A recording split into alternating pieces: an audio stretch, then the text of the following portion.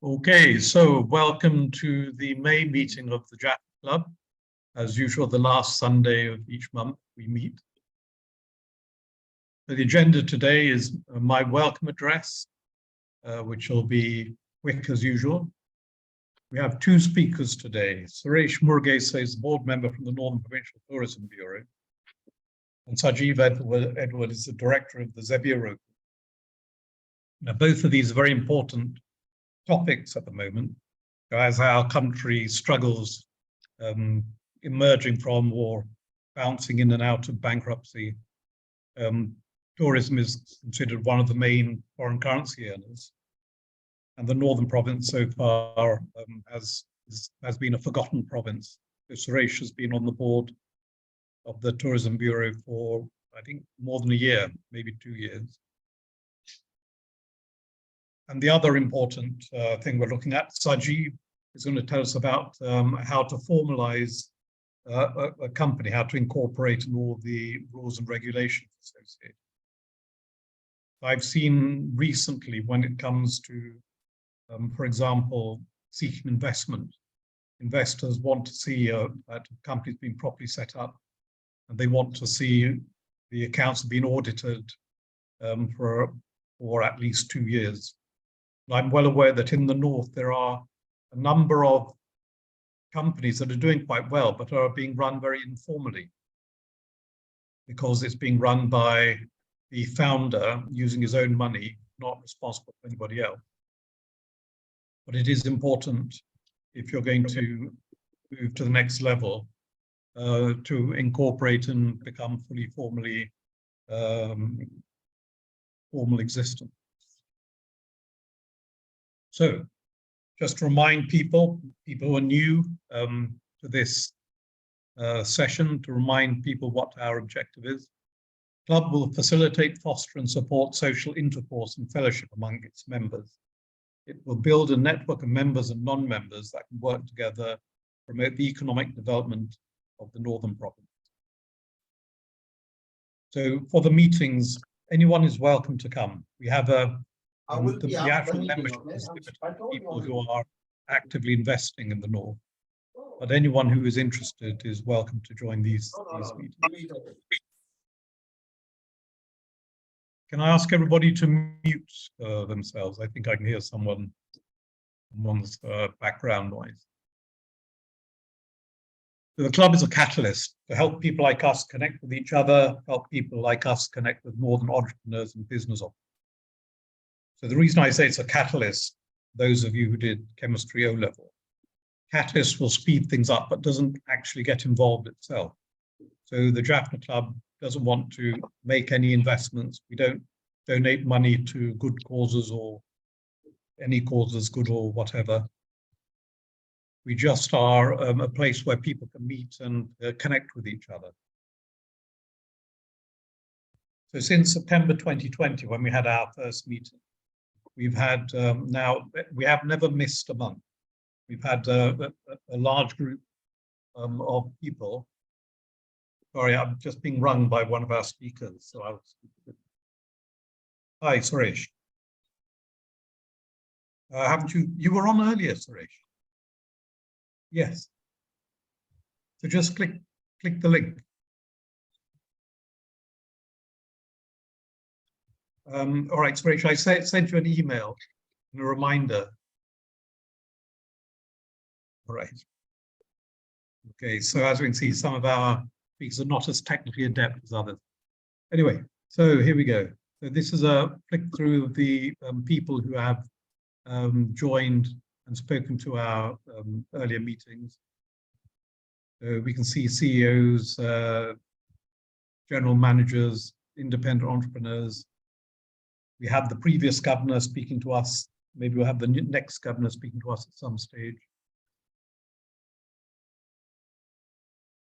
We have had IT companies, agricultural companies, factories, people who run factories. We've had bank managers, Tosita, who's a marketing consultant. So today's speakers First one, as I say, is Suresh Murugesa, who you would have heard a moment ago, seeing if how to, he's back. Okay, good. First speaker is Suresh, and after that will be Sajib. So Suresh is just connecting now. I'm going to stop my share. Suresh, connecting to audio. Okay, Suresh, are you here? Yeah, I'm here. Thank you. Good. Do you want to share your screen? Yes, I will. Thank you. Sorry, guys. Okay. I got a bit late because I got a bit confused here with all this new technology stuff. So basically, I'm Suresh Murugesa. I've been in the tourism industry for quite a while, and I'm now on the Northern Province Tourism Bureau as a board member. And what we are doing is basically formulating policies, strategies for tourism overall in a big picture situation. Plus also in going down micro as well, like, the Delft Island project that we are trying to do, all sorts of stuff that we are trying to do, which hopefully we'll see some results. It's not going to happen tomorrow or day after, but we are getting there. We are getting there. It is quite a slow process because the North is not attuned. Unlike the South, the North is not attuned to tourism. People are still a little wary about what tourism is about the foreigners coming in and taking over. I mean, there's nothing to take over. They're just coming to enjoy a holiday and go back home. But there are certain elements who think that this is going to be a sort of invasion type thing. So we need to get rid of some certain mindsets. But let me just go through a few of the initiatives that we have taken so that you know what we are doing. So here goes. Now, we are in the process of inviting investors to come and do all sorts of projects and things like that there. So I'm just going to share a few of the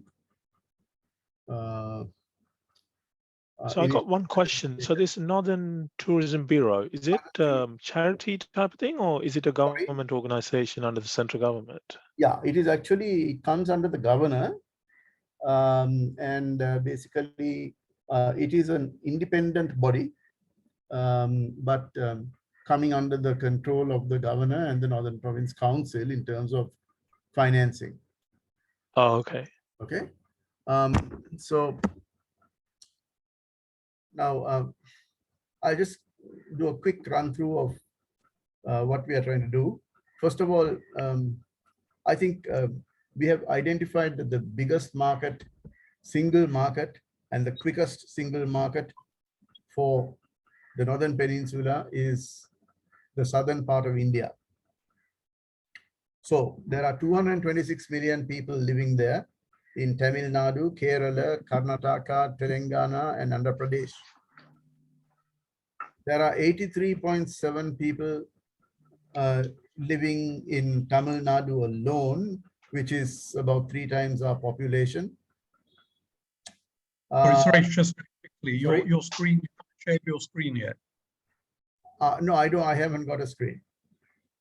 Okay, all right. Okay, I'm just reading out something. Yeah. Okay. Tamil Nadu's growth rate for 2023 will be 14% compared with the rest of India's 7%. The GDP for 2023 is $354 billion US. Sri Lanka is about 75 billion in total. So that gives you an idea of what the scale of what we're talking about here is. At the moment, there are 4 weekly flights operated by Alliance Air, which is a subsidiary of India, between Chennai and Jaffna. They're completely full. It's only it's actually a 70-seater aircraft, but they only take 60 people at a time because of the baggage situation. And it's completely full. They are trying to, we have been sort of pushing them to extend those flights to Colombo, so that the flight will go Chennai, Jaffna, Colombo, Jaffna, Chennai. So they are now seriously considering that, and also at the same time, they are trying to make it a daily flight. Now, the biggest problem with Jaffna at the present moment in terms of the air capacity is that the runway is 2.3 kilometers long. To land a wide body jet like an A310, A320, you need another 1 kilometer. Now, I believe that the Indian government is quite happy to fund that, but so far, no specific sort of tangible action has been taken to make that happen. But there again, that's another thing that we are pushing very hard for as the Northern Province Tourism Bureau. Now, just to give you a little background on the Northern Province Tourism Bureau, we actually started up in 2018. Right? And you get my message? Sorry? Because right. I sent you a message. And since 2022, the previous governor appointed 3 people who had a lot of professional experience in tourism. Between the 3 of us, we have about 120 years tourism experience in all facets of tourism, which is a big plus when compared to all the other provincial councils in the country. None of those guys have this sort of expertise, because without knowing the industry, you cannot set policy. So I think that was a master move by the previous governor, and I'm very confident that the new governor will keep going on that basis. So that's where it stands at the moment. Just hold on a minute, please. Hold on. Hello. Oh. Huh? Will I know that? Okay, right. Thank you.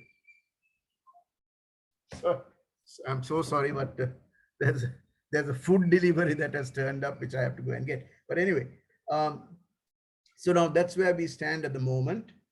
We are hoping, I think that the new governor will also appreciate the fact that she's got professionals in the organization.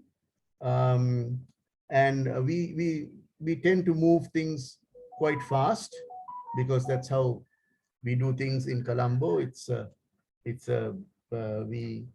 We know a lot of the people who matter in the industry, not only in the industry, but also in the government sector who are involved in tourism. So it's easy for us to open doors, and that's where we have scored, and things are happening much faster.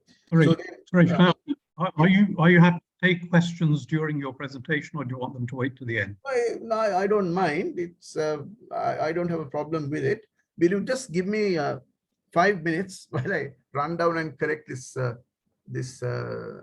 order, and I'll be back in 5 minutes. Okay. All right, sorry. Thank you. Prithviraj, you have your hand up. Is there an observation, a point you want to make? You're muted. Yeah. Sorry, can you hear me now? Sorry. Yeah, go ahead. I can hear you. Yeah, this is it's a question as well as clarification. Yeah. One of the, is it Suresh? Are you there? Correct. Oh yeah, just to understand, in the, especially in the northern province, and not in northern province as general, there's a need, huge need for an integrated approach to tourism. But say now I understand there are three sort of bodies, such as like, okay, the one that you are part of, that is Northern Province Tourism Bureau. And also there is a thing called SLTDA, that is the Sri Lankan Tourism Development Authority, which is also in that parliament and all those things. And there is also Ministry of Tourism.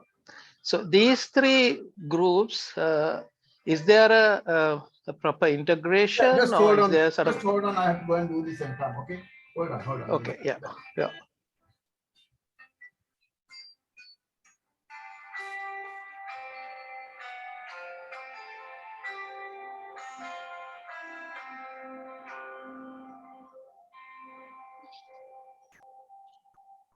No, Prithviraj, I'm while Suresh is too. Yeah. In my opinion, the difference won't be made by the government. It'll be made by individuals. So, you know, we see what Jetwings, Hiranpure has done with Jetwings, and we see Maharaja's group, so Tusitha's husband is involved there. You know, I myself have said before, I have very little expectation of the central government. Okay. Okay. Yeah, the reason I'm asking, because he was talking about Delft. They have a plan and all those things. But most of the time, there are a lot of duplication of interventions and all those things. So that's what I wanted to find out, whether there is an understanding within these three groups, basically, so that to cut down the cost also, basically. Oh, there are so many other. There are three groups actually. One is the one. No, sorry, Prithvi. Yeah, so there's the Tourism Bureau that. Prithvi, we know that. But the thing that it's actually holding stuff up is all the other bodies, the Environmental Authority and the Aquatic Authority, if you're going to do a beachside project.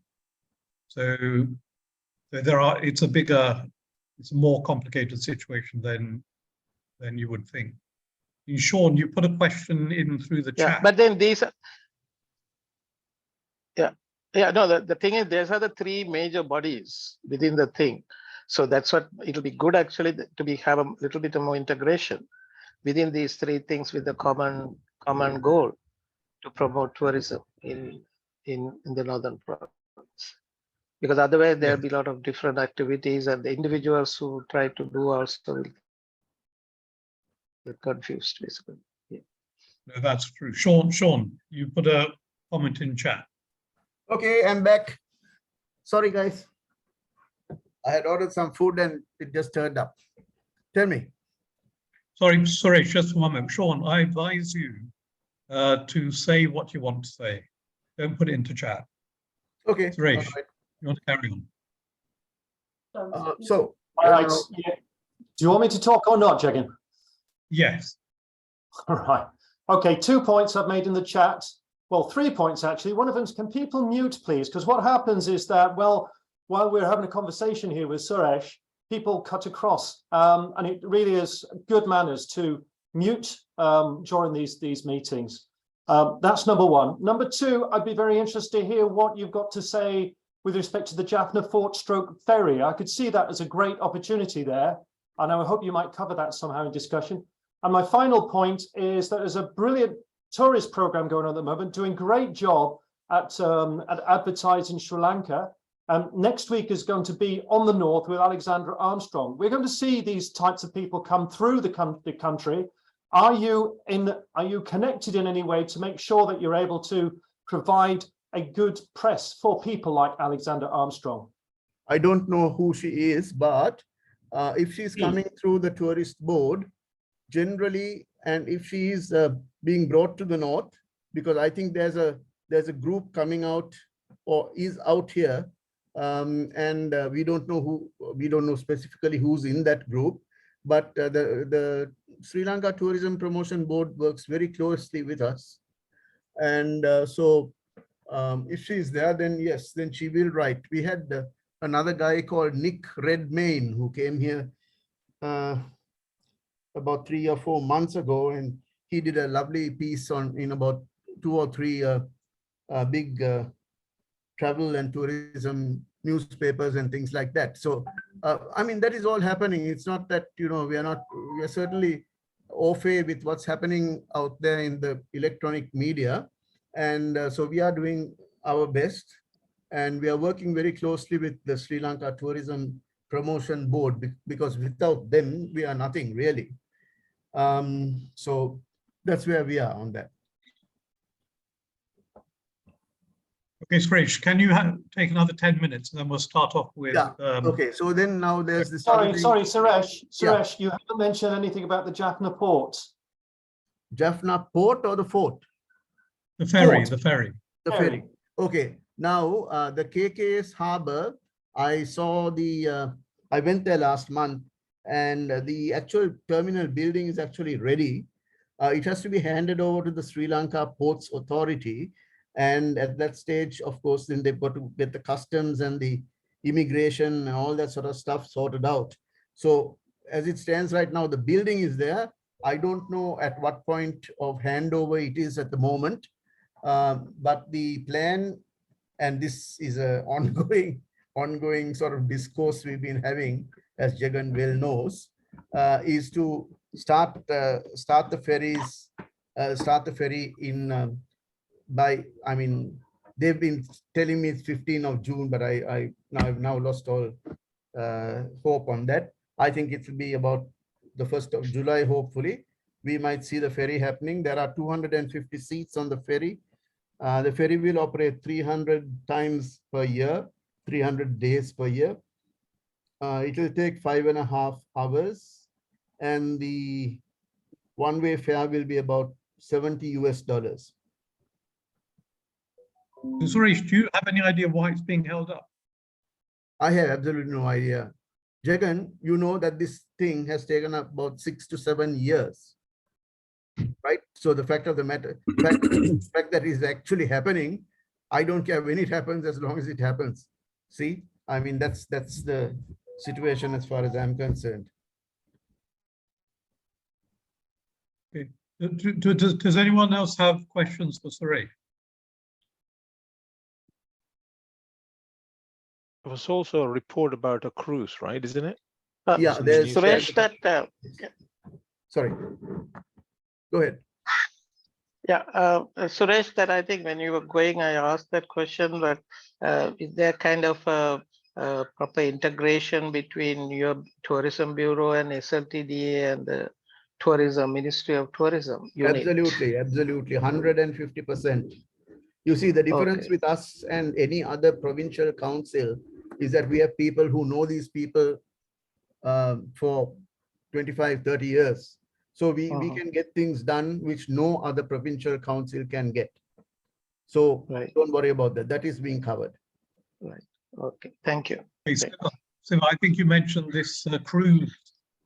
Yeah, there was a report recently on the newspaper saying that there's going to be a luxury cruise going to operate from India, but I'm not sure how true that is.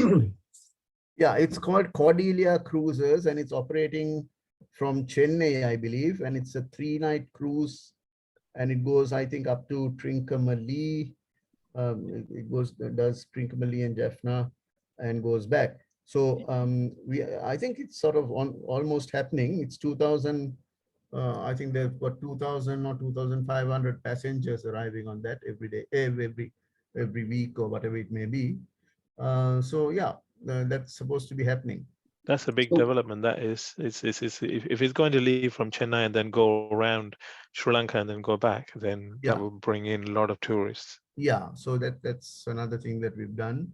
The other thing is that there's going to be Colombo to Jaffna flights on Cinnamon Air from 15th of June, but unfortunately the aircraft is too tiny. But anyway, the main thing is that at least now there is a link, but the flight cost is very heavy. It's $250 US one way. Yeah, that's yeah. And anyway, that's what they can carry it at. So, but it's a start. Then there's David Peary's Aviation, who has been talking to us. So they've also got a 12-seater aircraft, and they say that they can carry passengers at a much lesser price than Cinnamon Air. So, and they're going to operate the other 3 days of the week that Cinnamon Air is not operating. So that is the air side of things. They are also trying to get the Alliance Air people from Chennai to do this flight to extend it to Colombo as well. So in which case, then you get another. I mean, that will be a very good development if they extend the Alliance Air, because that's for a reasonable price, right? Sure. I mean, for the Cinnamon Air and the other one, it is like a premium. No, actually, the other service. one is very attractive. He's talking about about 30,000 rupees one way, which is very, very reasonable, because a car costs, if you hire a car, Jagan, what is your experience in hiring a car? What, 80,000 bucks? No. So you can get a van for about 45,000 rupees. Yeah, 45. That's a one way. 7 or 8 people. Yeah, one way, but it takes 7 or 8 people. With the David Peary's, what I'd heard is that I think for about $2,000, you charter the whole plane. Yeah. And if you're going back, now he's going on. He wants to do scheduled flights, and that will cost about 30,000 rupees per person. Okay, all right. That's about just around $100 US, which is very reasonable. I think he will get a good load on that. Yeah. Sorry, was that an accident? Oh, Kurt had his hand up. Yeah, I had. Can you hear me? Yeah. Yes. So you have turned the video off, have you, Jagan? No, I turned your video off, but you can turn it back on.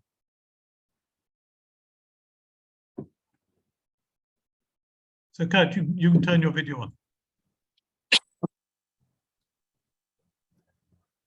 I'm not on video, am Kurt, I turned your video off because it wandered off. All right, okay, here I am. Okay. Just put it on. Okay, all right. No, it's not starting now. You can hear me, right? Yeah, we can hear you. Yeah. So I just want to know,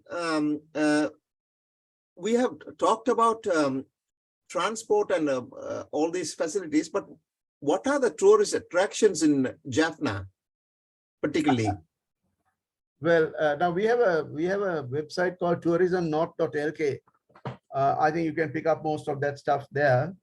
There are quite a lot of stuff on it which you can pick up. I don't want to go into that in much detail here now on this conversation. We are also we are planning to have a Jaffna Explorer city tour, like they do in a lot of the big cities, where you have a bus doing a 3-hour tour where you can drop in and drop off at various places and be picked up at the end of the tour. And so we are trying to do that. Hopefully, I mean, we're trying to get the funding for it. And if that happens, we're hopefully trying to do that by mid-June.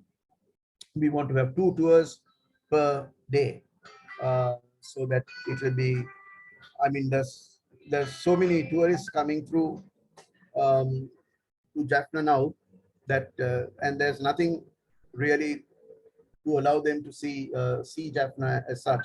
And we are only talking about Jaffna city here, because if you take the whole of Jaffna, it becomes another big, huge hoo-ha. So that's where we are at the moment on the city tours. Is there a helpline for this northern tourism where anyone can phone and find out information about it? We would like to do that, but unfortunately, we are not equipped at this point in time. We are doing that. We are looking to get that organized. But man, I tell you, when you are working in the northern province, it's not an easy place to work. So you've got to, there's a mindset change involved, and that's what we are doing at the moment.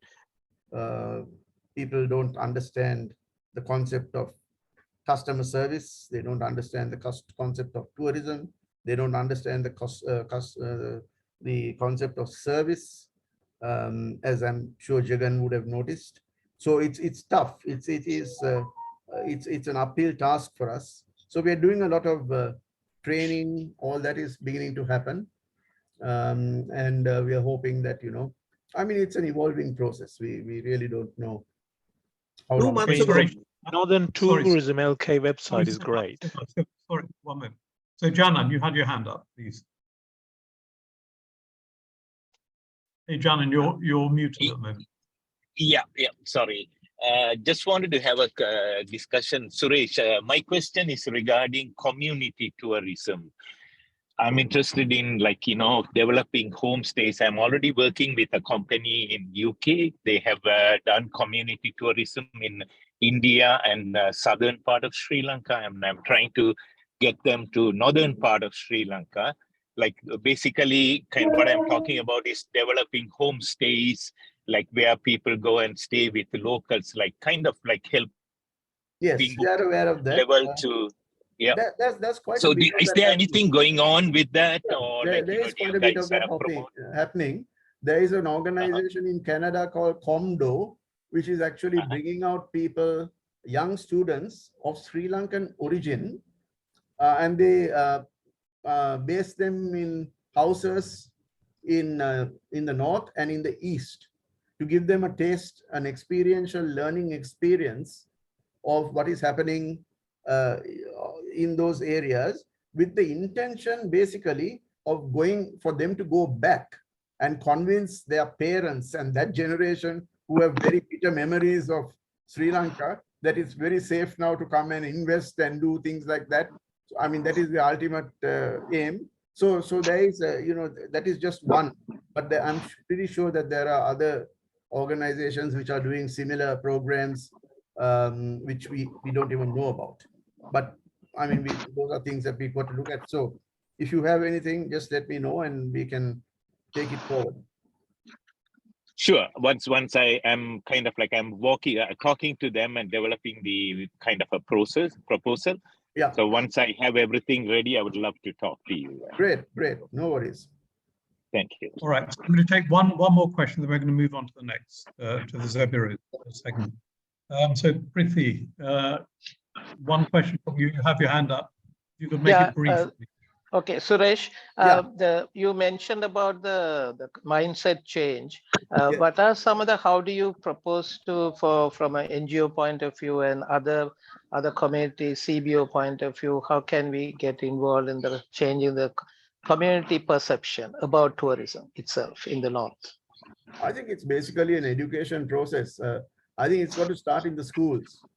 I think we've got to go into the schools and tell the students and their parents that there's nothing wrong in joining the tourism industry, because it's a very lucrative industry if they do it properly, and they can they can sort of develop their careers fairly faster than in a lot of other occupations. So it's all a question of educating them and telling them, look, there's a way to do this. There are lots of courses that we are introducing to make them, sort of proficient in what they're doing. So I think, it's all a question of education. Basically, it has to start at the bottom level. Like we are now at the moment, I haven't told you this, but we have a beach cleaning program in Jaffna, which we started a couple of months ago. In 2 months, we have collected 7,000 kilograms of plastic waste from Gurunagar and Point Pedro Beach. That is done every day. There's not a cent being spent by the Jaffna Municipal Council.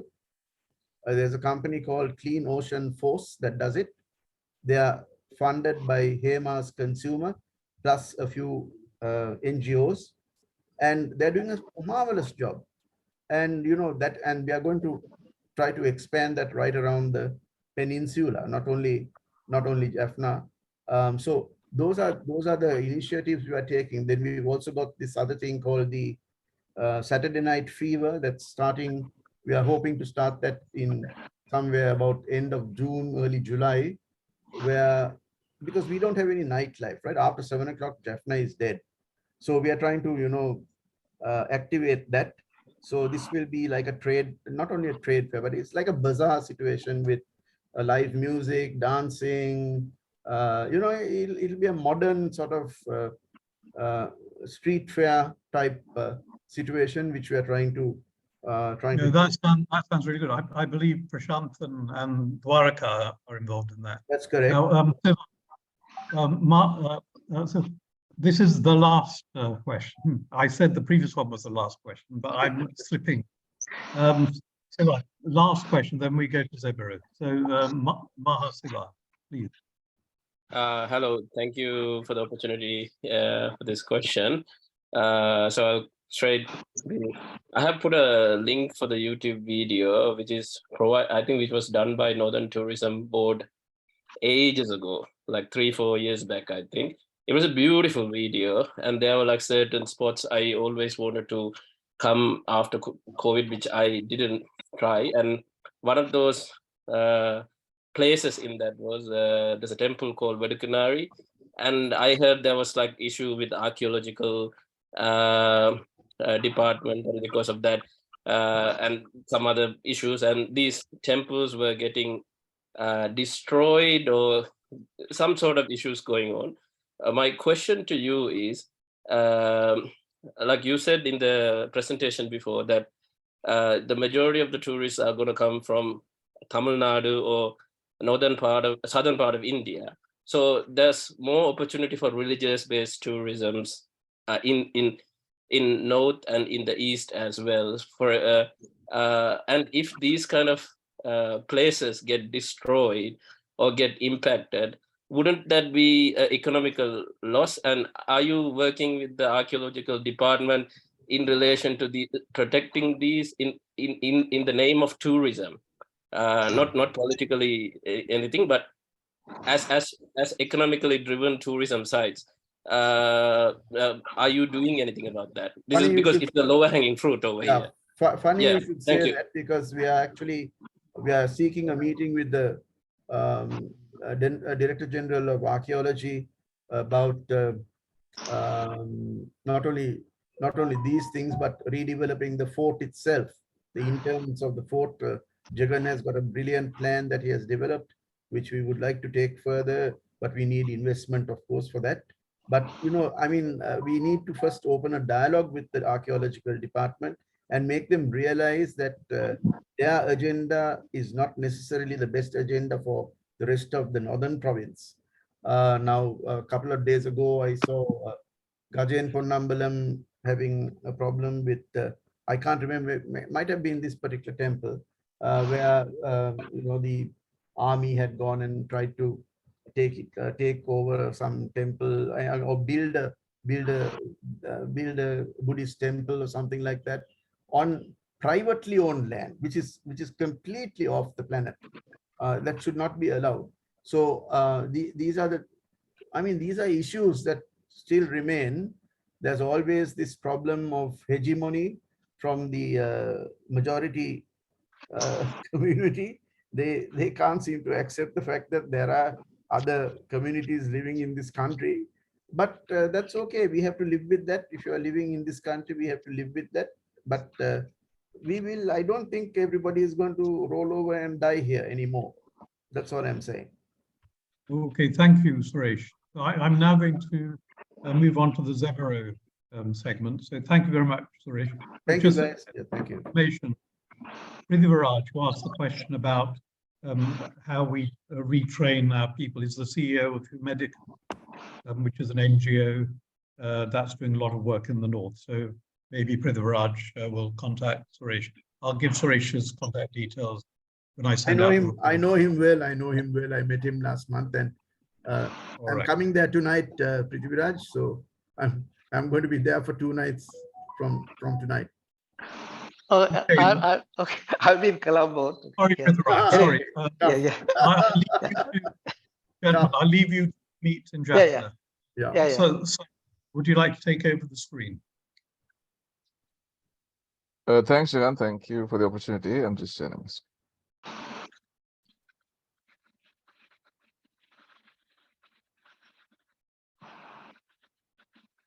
I hope everyone can see my screen. Yes. Yes. Yeah. Okay. So this is about Zebiro Group. We are in different businesses. So we are a technology company as well as a BPO setup. I'm actually going to talk mainly about how we help companies set up operation in Sri Lanka, especially in North. So we provide, so when it comes to someone wants to set up a company here, not just the Sri Lankans, like there are foreigners expats who want to set up the company in here, they don't know the process, they don't know how to do it, whether to reach out to different companies to do different aspects of the business. So what we devised was to provide all the BPO support services when it comes to a company setting up and starting their operations. So we provide a platform where we provide legal services. So someone comes in, so we'll help them with the registration and all, and then we provide human resource and admin services, and then on a continuous basis, we help them with finance, accounting services, call center and infrastructure. So I'll go into detail in terms of legal, HR, and finance. Sajeev, are you based in Sri Lanka? Yeah, we are based in Sri Lanka. So Okay. we have an office in Colombo and Jaffna as well. We have the office in Jahan's place in Jaffna. We have with close to 50 people in Jaffna and 50 in Colombo. Yeah. Okay. Yeah. So the legal team, so this is what if somebody want to set up a company, so first thing they need to do is register the company. So to register the company, first they have to do the name check, and then once the name is approved, then they have to file Form 1, 18, and 19 if they're going to register it as a private company. And then we had to do the gazette and then prepare the article of association. Then you get the BR certificate done.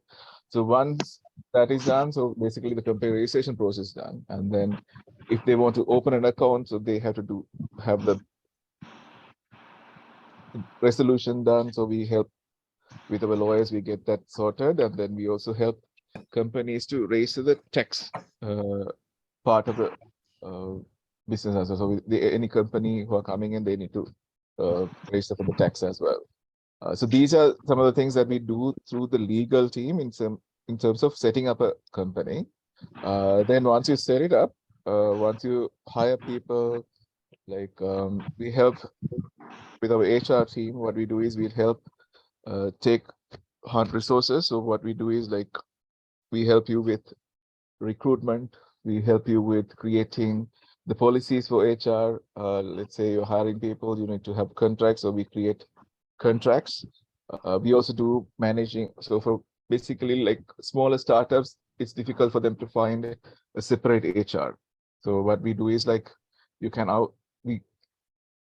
outsourced. You can outsource it to us. So we manage it till you grow like 30 or 40 employees. We should be able to handle it from off-site. So we manage HR, administrative services, then we do payroll, we do training, we do talent management and performance appraisal and things like that. In terms of other legal things that comes under HR is like anyone you're paying, like if you're a salaried employee, you have to make sure that you pay EPF, ETF on a regular basis. So we help raise the EPF, ETF, and we help manage those payments as well. So those are the main HR aspect of the services that we provide. At the same time, like if the company, if the founders are not here and they are abroad and they already have a business abroad.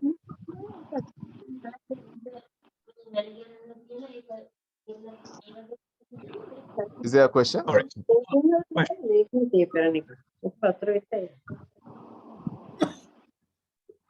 Okay. Sorry, Sajeev, you carry. Okay, sorry. So let's say if the founder is not here and then the founder needs to, like if you're running a business abroad already and you want to set something up here, they won't have the time to find in terms of admin, they don't have a time to find the nice location for them. So through our admin team, what we do is like we identify locations for operation. At the moment, we are doing this only for Colombo and Jaffna. we are trying to expand to the rest of the Sri Lanka, but at the moment we have resources in both in Colombo and Jaffna in the northern region to find locations for operation, and then we help them set up the office layout and everything, and then we do vendor selection in terms of getting the laptops, office equipments, then cables, all those things. And then we also do continuous facility management, like sound stations, like stationery like buying stationery and things like that, do it from our end. So if these are special services that we provide for clients abroad, specifically locally, if we set this up, usually the local clients, they do these things, but for foreign people, like anyone from abroad who wants to set things up, we help these set up, like even office infrastructure, internet, AC, all those workstation, all those things, we do it, and we provide like cleaning, water, all those courier services, all those supports we provide through the admin team. So you don't have to worry about, you know, the staff getting their daily, whatever the assistance we will be providing through these services. So that's about the HR and admin team. And then when it comes to finance, this is apart from setting up. Once you set it up, you might need someone to take care of the books. So we have a team where do outsource bookkeeping services for our clients. So these are also for mainly for the small to medium businesses where they can't afford to have an internal finance person to run their business. So what we do is we provide outsource finance services. Through that, what we do is like credit control management, basic bookkeeping, running payrolls, bank reconciliation. What we do is like we give monthly reports, and sometimes if it's a small to medium business, we also give like some strategy as to how to manage their finances, like give feedback to improve their operations. All those things we provide through our accounting and finance team. So these are the functions that we provide basically, and then these are the companies that the movement what we are serving. So there are few international organizations but we have helped set up here with HR and financial services. So we have a company called Smartsea, a UK-based company. We provide HR services here. And then Yaffna Limousine is a Canadian company where we provide entire HR, facility management, employee management, everything. So we found a location for them. We set up the team for them. We provide all the infrastructure management, monthly payroll, we run everything. Then we have a couple of UK clients where we have talent in our office itself and we manage them. And there's a UK client, we provide the same finance services for them. Then there are a few Jaffna local startups that we help as well, for some of media, and then Rajeshwari group of companies, we provide HR, both HR and finance services.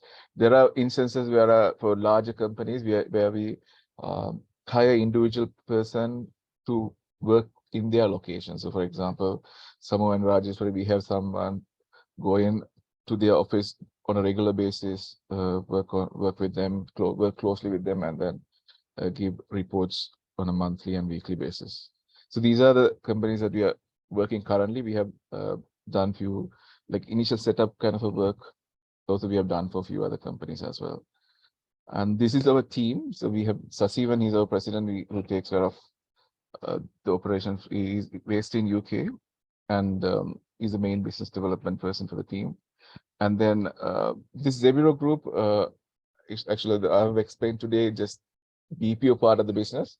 Some time ago I did presentation on our core business, which is IT and IT technology and marketing. So that's our main business. BPO is a part of it's a third arm, BPO sector.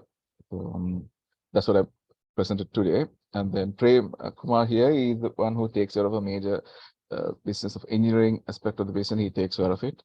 And then we take care of marketing and partnership. And we have Noah Pradeep. He's our COO. He's based in Jaffna, who actually takes care of all the BPO sector services. He's the one who's handling it. And then we have a small investment arm where Aj Viknaraja, he's the one who's setting it up, and we just started this. So Aj is setting it up, and we're going to manage that. And then we have Dr. Satya, who takes care of our AI arm of the business. And then Karthik, who takes care of this corporate development. And we have Kurubaran, who's involved with the legal team, who takes care of the legal part of the business. as well as the overall company legal work. He takes care of it. So that's about our team. Feel free to have any questions. So one question I have, Yeah. as many of our members are overseas, what are the restrictions in terms of owning companies and leasing land? Any restrictions related to being a non-citizen? No, not many discussion as to owning a company, registering a company. It's matter of giving them a specific. You just have to give them specific list of things that you're going to do. That's about it. For locals, when you're registering, they don't look in that detail as to what are the exact operations that you're going to do in terms of a business. If it's a foreign person, they will look deeply into what are the things that they're going to do. So if we are clear with what are the operations that we are going to do and then list them correctly, then we are not going to have any issues there. Okay, Kurt, you had your hand up for a moment. Yeah, you've still muted me on my video. No, it's not me. Yeah, it's. Let me see if I can do anything. It says Okay. I can't open it. Start my video. Ah, Oh, there you go. All right. Good to see you again. okay. Sanjeev, isn't it? Sanjeev? Sajeev, yeah, go ahead.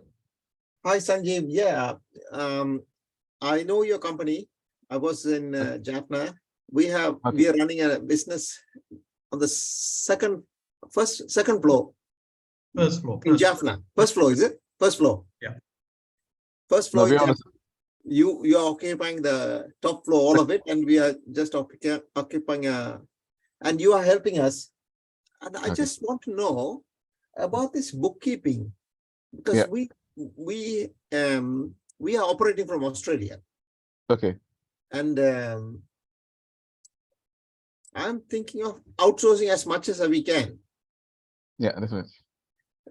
Particularly the accounts, bookkeeping, accounts receivable. Okay. So I have met with Noah, very impressive guy. Yeah, I must say. And I'd like to discuss with you what are the other things that you're offering to companies from overseas, and are you taking payment from Sri Lankan rupees? No, it depends on where you are. Like if it's the business in Sri Lanka, it's done through rupees. We invoice it to Sri Lankan rupees, and if it's from Australia, we invoice it in Australian dollars. So majority of a business is in Europe. The BPO services, most of the clients are in Europe. For the for example, marketing and even finance, we have close to 70+ clients I haven't mentioned here that we do bookkeeping. Mainly small to medium businesses in UK. So we provide the bookkeeping services from here. Yeah, how do they pay you in Sri Lankan rupees or? No, we have a UK account. They pay. They pay for our UK account in pounds. So it will be in equivalent. So how are you competitive? That's what I'm trying to find out. So it's competitive based on the market. So if it's UK, we have a UK pricing. We are competitive in the UK pricing method. So if it's Sri Lankan clients, if it's just local clients, so we have a local pricing, competitive pricing with the competitors. Yeah. Right. Yeah. Okay. So we do all the accounting in zero. Yeah, I know you're using zero. Yeah. Yeah. So you can invoice it in whatever the currency you want. Okay, so zero, if you explain what zero is. So zero is one of the tools that we use for accounting. So how it works is, like, for example, even not just the local clients, maybe for UK and Australia, it'll be easier because we pretty much follow the similar standard in accounting. So how the process work is, like, for example, in UK clients, what they do is, like, their bills and stuff, they upload it on Google Drive, or if they take it in take pictures and send it on WhatsApp groups. So we have WhatsApp group as well as Google Drives. So they put all the expenses, all the notes in there, and then we take them and we enter it in Xero and prepare the reports for them. For some clients, we use a QuickBook as well.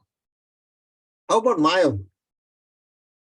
So far we haven't used, I don't know whether we are running in the client, but it's just the tools doesn't matter because it's in terms of accounting standard, it's the CSV. same, so it'll be we just.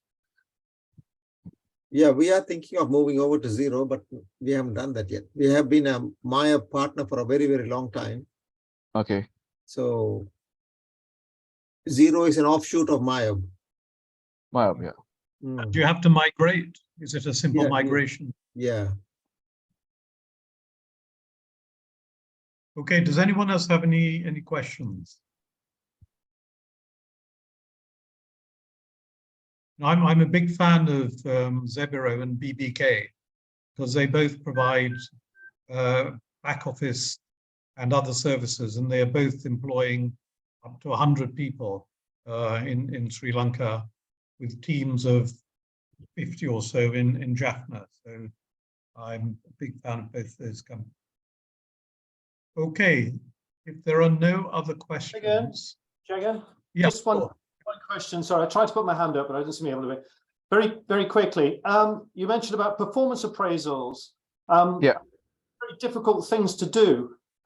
Do you have basically a piece of proprietary software that sets up, meetings and so on, and you run basically the process of performance appraisals? How does that work?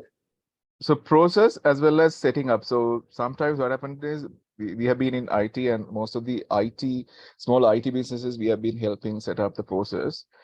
So in terms of what are the questions to ask, what are the areas that they have to test these things and all, we work with the CEOs mostly closely with them and set up the process for them. And then on a 6 months, 1 year process, that we have different softwares that it automatically sends out email, make them fill those forms up, and then we facilitate the meetings as well. So performance meeting when once we have both the let's say employee as well as the supervisor ratings comes up. So we facilitate setting up the meeting and having the meetings as well. Ishan, you have your hand up. Yes, hi there, Sajeev. So, Hi. yeah, I'm Kishan. So I was in Sri Lanka for a while, 2016. I was there for about a year and a half, doing some non-profits. And at the time, we went to the local authority to try to set up an NGO. And they were being quite difficult. They were like, oh, you need to bring a year and a half or 2 years of books, and then we can kind of consider you, etc., etc. So we couldn't actually set up a proper authority at the time. See, so yeah, is that something that you guys can help with? And if so, how long does it usually take to set up an NGO and to set up a business in Sri Lanka and Jaffna? Business is quite easy, but NGO it probably going to be difficult. So we haven't actually helped set up any NGOs. First, you have to register as a business, run the business on a continuous process, and then convert it to you can register as a guaranteed company initially, and then then start the process of doing the NGO work. It's difficult to get NGO permissions done. It's based on who's running it, where are they running from. There are a lot of background checks that might get in. There's a barriers to even That's how I felt like when I was on the ground. A lot of barriers to set up as an NGO. But yeah, okay. So your advice there would be advice would be to set it up as a guaranteed company, and then you can do the NGO work through that, and then on a longer period, then when you have to use your influence there once you. I see. Oh, I see what you mean. Yeah. Right. And how long does it usually take? So let's say if I was interested to set up a business with you guys. So a couple of name check probably for a week, and then registering probably week and a half. Understood. So probably within 3 weeks. 3 weeks. Okay, within a month. Yeah, that's very good to know. And sorry, this may be as a ballpark in terms of costs. What would it be? So guaranteed would be slightly expensive. In terms of you should have minimum 2 directors to set it up. Starting it will be close to, let's say, 50 to 60 to 80,000 for a guaranteed company. 50 We're going to raise to 80,000. 80,000 for guaranteed company. But Okay. usually the normal company setup, it's close. You can start from 35,000. 35 for normal company. So what's the difference normal. between a guaranteed and a normal company? So guaranteed company, you should have 2 directors. Basically, with limited companies, you have more flexibility, and it's more for businesses. Guaranteed company is when you're trying to move away from like NGOs or like other charitable organizations where it's as guaranteed. I see. Okay. So for my case, we guarantee. Are the children in your background? Yeah, apparently so. Right. Okay. Yeah, sorry, again. I've got my kids there. Yeah, sorry. Yeah. No, carry on. So carry on, Kishan, if you want to say anything. Yeah. So in terms of so for me, then so would you? So guaranteed would be the way to go, is it? Yeah, guaranteed would be the way to go for you. Yeah. Right. Okay. And you will need 2 directors. Does that matter if they are in the UK? Or it doesn't need to be in Sri Lanka? No, it's fine. It's fine. It can be in the UK.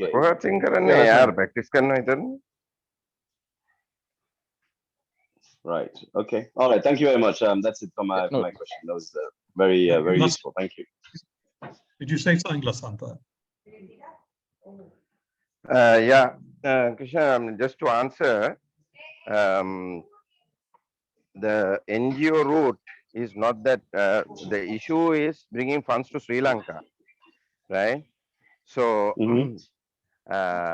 if you are if you want to bring funds from abroad, then you need to register as a NGO at the National NGO Secretariat, right? So as suggested, guarantee company is the way forward, but I wouldn't say that it is impossible to register, because as long as the local authorities in Jaffna certify that you have been doing whatever you claim to be doing, so it's not a major issue, because we have done 2. So just to give you some confidence, and even the because register of companies is fully automated, so everything is done online, so I see. everything can be everything can be done very fast, right? You asked the question as to what is the difference between a normal company and a guarantee company. The normal companies are limited by shares, and the guarantee company is not. Guarantee company is a non-profit, right? So directors can't, directors can't take salaries, and you can't have any dividends out of it, right? So other than, so that's the issue. So best thing is to register a guarantee company and then apply to the NGO Secretariat, and then they give a form which has to, if you say you are working in X division in Jaffna, then you have to get it certified by them, and then the thing starts. And actually at one time registering an NGO was a tough thing, with the Gotabaya administration, but now Sri Lanka is in a place where we have wanting dollars, so I don't think that will be a huge issue, right? Yeah. So Jagan knows my contact details. If you want any kind of help, I am from the south. Okay. Right, but I work in the north. Very nice. So if you need any kind of help, we can, I can definitely help you out. Oh, thank you very much, Asanta. That's very much appreciated. Yeah, thank you. Thanks a lot. Pleasure. Okay, great. So does anyone else have a final question? And then we shall wind up. It's getting late. Jagan, just quickly, I'd be interested to hear what they've got to say about AI. I noticed they had, Zabira had somebody who was in charge of AI. So Sean, I'll put you on to Sajeev separately for that, because it's not in part of this conversation. So Sean, remind me, and then I'll give you Sajeev's link. Okay, all right, everyone. So I think we're done. Does anyone have any other business for Jaffna Club? If not, then as normal practice, I will wish you have a good breakfast, great lunchtime, tea for me, and time for Kurt to go to bed. Thank you. Bye. Thanks, Jagan. Bye. Bye, everybody. All right. Bye Thank bye. you. Bye.